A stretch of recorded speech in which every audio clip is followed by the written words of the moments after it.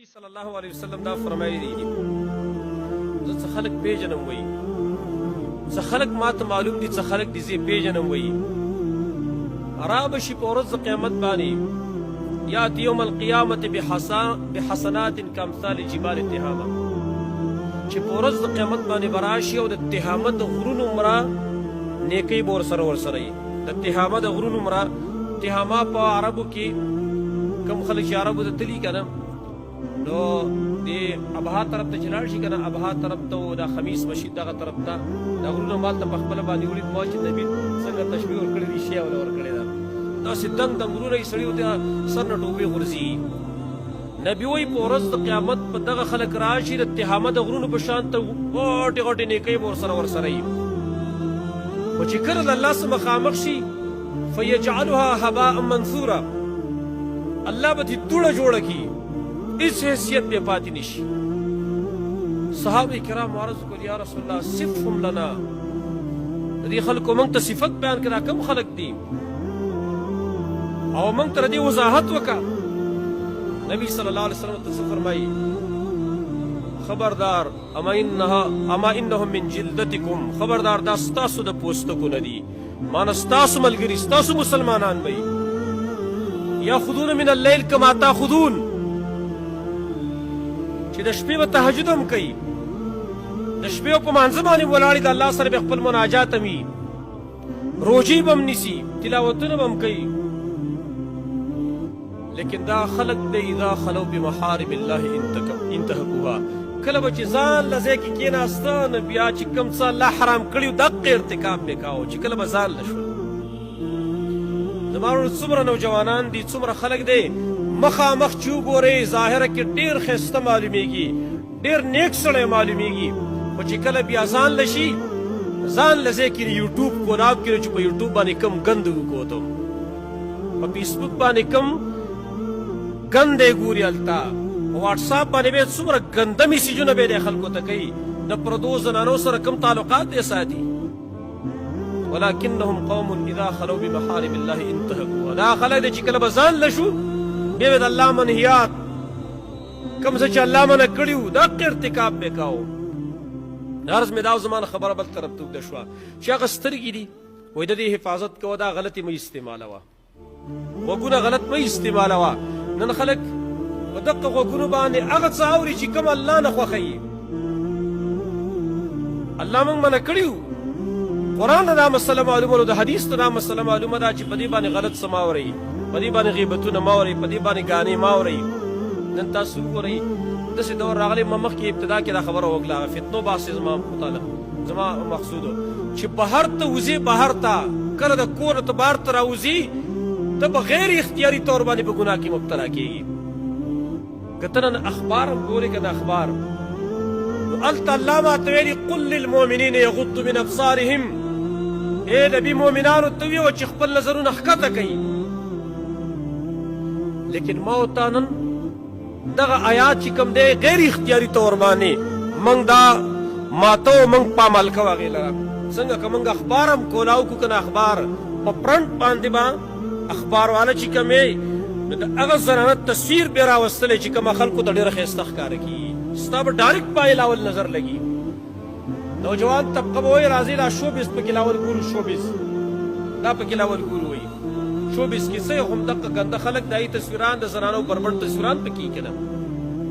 سترګې غلطې مه استعمالوه وایي وایي فلیحفظ الرأس وما وعا سر محفوظ کو سر یې سراګیر کړي دي همدارنګې بازار ته چې کله ته وځې که نه د بې اختیاره به ستا په غوږ باندې د ګانې اواز راځي نن خو په جلسو په جلسونو کې هم سیبه د ګانو اوازونه خلکو د دې نه بغیر ډیم نه تېرېږي او څه وایي دا د روح غذا ده وایي دا د روح څه ده غذا ده وایي که نن دا خبرې ته خلکو ته کوې وایي دا تنګ نظري ده تنګ نظري نه ده دا د الله نافرماني ده چې دا کوم خلک یې کوي الله نوی بند کړي زما څه کار دی چې زه بندوم زما څه کار دی چې زه پې رد کوم خو زما الله بند کړي دي زما نبي بند کړي دي ځکه موږ بندوو او موږ پې رد کوو او خلک څه وایي یاره جي وایي دې نه بغیر زړه ته اطمینان و سکون نه میلاوي سبحان الله زما وروڼو قسم په الله دې خلکو د سکون او د اطمینان ځای نه دی پېژندلی د سکون او د اطمینان ځای دی خلکو نه دی پېژندلی چې خلکو ته اطمینان په څه کې میلاویږي سکون په څه کې میلاویږي تاسو را تپوس کوم زما وروڼو د الله په خبره کې دروغ راتلی شي نشي راتلی اوس به د الله فیصله م واورو د خلکو فیصله به م واورو خلک خو وایي چې یاره جي ما ته سکون نه میلاویږي اطمینان راته نه میلاوي ما ته اطمینان نه میلاویږي ما ته سکون نه میلاویږي وایي څو پورې ما ګانا نه اورېدلي که نه خلک دا وایي د قرآن فیصله څه ده د قرآن فیصله دا ده الا بذکر الله تطمئن القلوب خبردار د الله په ذکر باندې او د ذکر د الله الاول مصداق قرآن کریم دی الا بذکر الله تطمئن القلوب خبردار د الله په ذکر باندې زړونه خوشحالیږي زړونو ته اطمینان میلاوي سکون میلاویږي او تاسو به اورېدلي وي تقریبا یو 3 کاله مخکې اخبار کې یو خبر ما په خپله باندې کتلی تاسو هم کتلی کېدای شي یاد به یې ده چې عالمي سیاستدانانو په دې باندې ریسرچ کاوه چې یاره پرسکون اواز په دنیا کې کم یو دی پرسکون اواز چې زړه ته په اطمینان میلاوي او هغې چې ریسرچ وکړو دې نتیجې ته ورسېدل چې په دنیا کې پرسکون اواز دا د قرآن کریم دی دا د قرآن کریم پرسکون اواز دی ګوره دا کفار لري دا ډول ریسرچونه هم کوي خو نور کفار چې کوم وي نو هغه زما اوس د عقایدو خرابولو لپاره خلکو ته دا په ذهن کې ورار دی چې یاره دا تفریح ده جي د دې نه انکار کول دا تنګ نظري د پلان دی نو چې یو بل خبره هم تاسو اورېدلی چې یاره جي اوس نوي تابوتونه جوړېږي نوي تابوتونه تا هم کتلي نوی تابوت اخبار کې وو که نه نوی تابوت چې کوم دی ایجاد کړی شو هغې کې دا دی چې په هغې کې به خپله یو ایس بي او خپل میموري کارډ په هغې کې فټ وي چې کله به قبر کې کېښودلی شي نو هغه ته به آلرډي اټومیټیکلي هغه ته به هلته کار سټارټېږي نو په قبر کې هم دی ګانا اوري دا دومره ظالمان دي ته را پته نه شي چې هلته را اختیار ستا دی اټومیټیکلي هلته به تا د کار سټارټېږي سبحان الله نو خلک دا اوري قرآن نه اوري ولې وایي زړه ته سکون نه میلاویږي زه درته په قسم سره ویم په مسجد کې ناست یم والله بالله ثم تالله چې د الله د دین او د الله د کلام نه علاوه بل ځای کې سکون نشته دی اطمینان نشته دی الله په دین کې چې کوم اطمینان او کوم خوشحالي ده دا چا نه پېژندلې دیو جن امام ابن القیم رحمه الله هغه فرمایي الجواب الکافي کې هغه وایي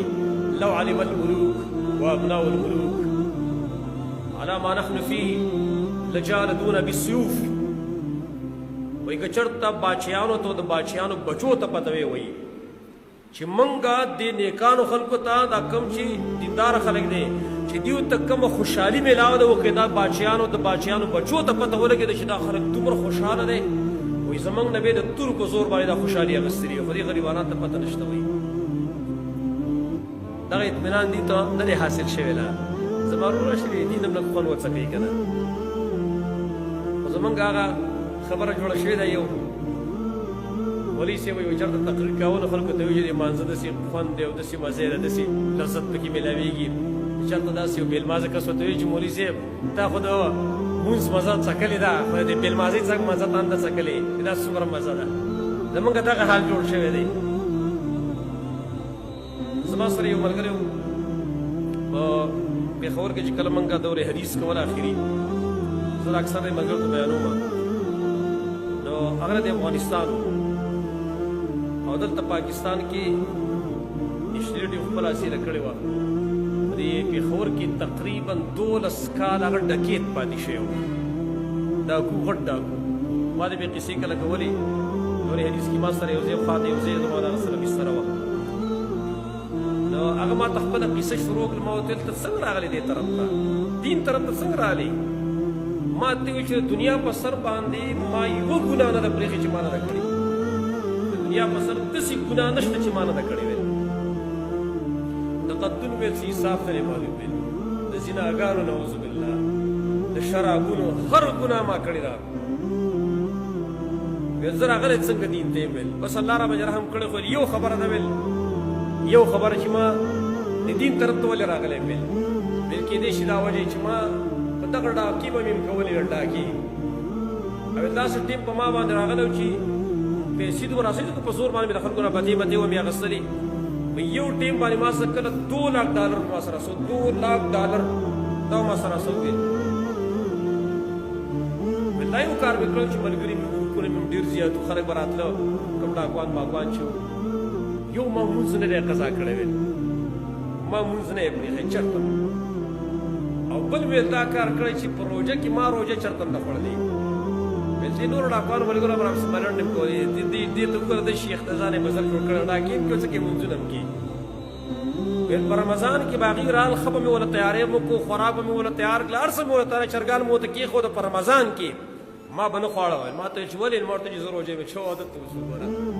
شیخ دوی ته ورځانې شیخ جوړ کړی ډاکې هم کې څه کې روژې نیسي ویل ما چې دا زما ضمیر نه مني چې زه روژه ماته کړم ما ورته حدیث وی چې نبي صلی الله علیه وسلم ته یو سړی راغی ویل یا رسول الله فلانی سړی غلا هم کوي او لمونځ هم کوي لمونځونه خو د هغې لمونځونه وو که نه نبي صلی الله علیه وسلم ورته وفرمایل زر دی چې دا لمونځ بې منع کړي ځکه دا د قرآن فیصله ده که ان الصلاة تنهى عن الفحشاء والمنکر لمونځ سړی د فحاشۍ د منکراتو نه منع کوي خو چې صحیح لمونځ وي ما ورته ویل مال کېدای شي دغه وجه ده عرض مې دا هغه ما ته وویل د دنیا په سر چې کومه ګناه نه ما کړې که نه خو زه درته قسم خورم چې ما ته خوشحالي نه مېلاو شوې زما راړه به تنګ وویل یو پیر ویل راغلم ویل حیات آباد کې ویل بنګله وه پیسې هم ډېر راسره رسوي رالم هلته و د لاهور نه رالم بعضې خبرې داسې وکړي چې هغه زه ته نه شم کولی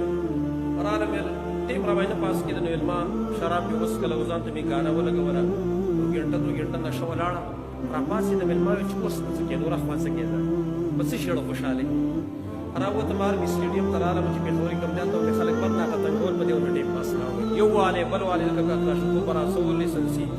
اسلحې راسوي چا راته څه ویلې هم نه شو ویل ویل بیا زه لاړم افغانستان ته دلته هغه مفروض شو بس الله زما هدایت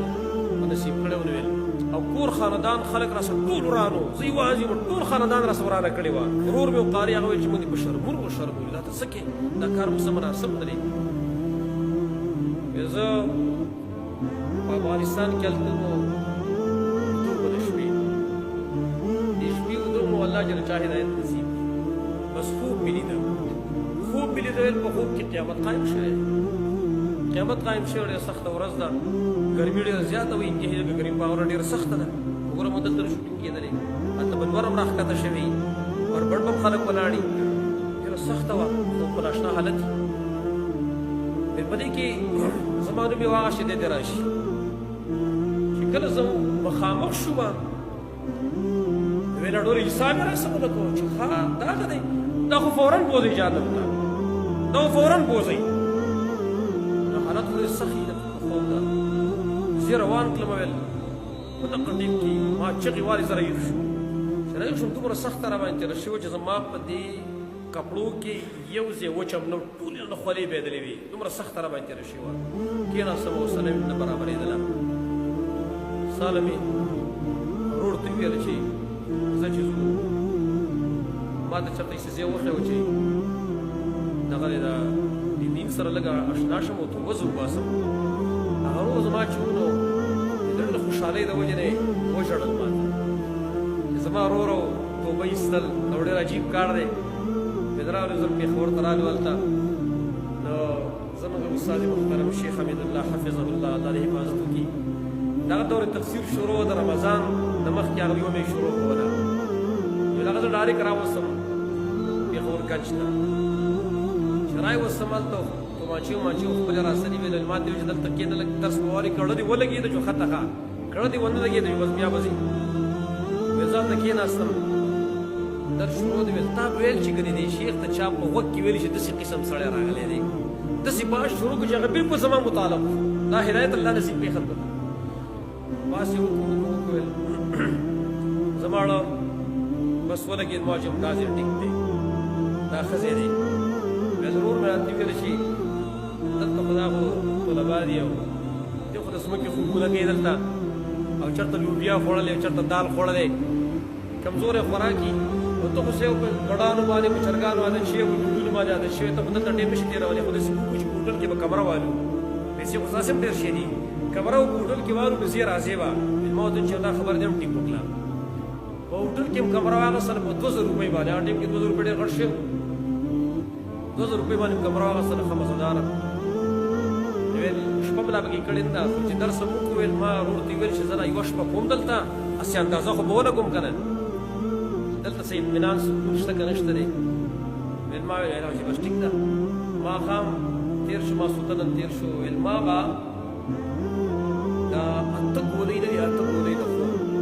دا به ما خوړلې ویل. 8 ګولۍ به ما د خوب خوړلې، خوب به نه راته مخکې. او په دغه شپه چې څنګه ماسخوتن منځو شو، خلک طلبا وروسته پرېوتل، زه چې څنګه بسترې ته ورسېدم ځان خبر شوم نه مې څه وده ومه، ګولۍ مولۍ نه پاتې وي. همداسې وده ومه، داسې ډوب خوب مې کړی چې ما چېرته په ژوند کې داسې خوب نه و کړی. سهار له را پاڅېدم، زړه مې هسې باغ باغ دی. ما ورته ویل چې بیړونه میړونه پرېږده، دا خو په ژوندي دی جنت دی دا دی. هغه ملګری داسې تقوا او پرهیزګاري ول الله نصیب کړه. زه ما سره خپل ما سره نږدې و، کله کله به د ژمي موسم و، سخت یخنۍ کې درېیم چت کې بره بل چت نه و. درېیم چت ته به موږ بره وخت د دې بار ته په 2 بجې د شپې 2 بجې د شپې په هغه یخ فرش باندې ولاړ و، مانځه باندې او چغې مې والې جړل مې. ما به ورته الله ولې ډېر غلطیانې مې کړي چې الله ویل معاف کړي، ما په مینې کړي. ماله الله باندې چې دونه هدایت یې ته نصیب کړی دی، انشاءالله الله باندې معاف کړي. جړل مې سخت مې چغې والې. د هغه ماتې ویله په قسم سره خبره رادې اوږده شوه. په قسم سره ویل زه ته قسم کوم چې کوم قسم قسم مې زیرته کومه چې د الله د دین نه علاوه بل ځای کې اطمینان نشته دی، خو دې خلکو ته پته نشته دی. دې خلکو ته معلومات نشي چې د الله دین کې څومره خوند دی، مزه ده پکې. خو دا خو هغه چا ته میلاویږي چې کوم سړی خو دا خوند حاصل کړي که نه، خوند حاصلولو کوشش خو وکړي که نه. چې چا د حاصلولو کوشش نه دی کړی څه به ورته میلاو شي. غرض مې دا اوس وروڼو چې خلک